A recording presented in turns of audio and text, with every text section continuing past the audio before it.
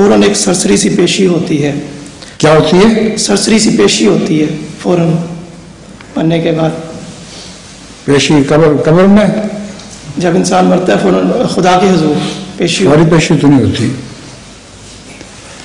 मतलब वो कब्र छोटा सा हिसाब होता है। कब्र में एक हिसाब किताब होता है छोटा सा जी। उसके बाद फिर एक लंबा अरसा खला का चला जाता है जी। उस खला के अरसे में इंसान गायब हो जाता है जी। और वो आलम बरज़ख है असल में।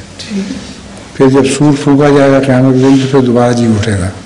तो हुजूर जो सवाल पैदा होता है कि गुनाहगारों को कब्र का अज़ाब किस वक्त मिलता है? फिर गुनाहगार की कब्र को क्या होता है? किस वक्त उनको अज़ाब मिलता है? वो लंबा अरसा सोए रहते हैं कब्र में और किस नहीं, लंबा अरसा आलम बरज़ख में सोए रहते हैं। जब मर जाते हैं तो पहले कब्र का अज़ाब मिलता है। अच्छा, जब कब्र में दाखिल होते हैं। ठीक।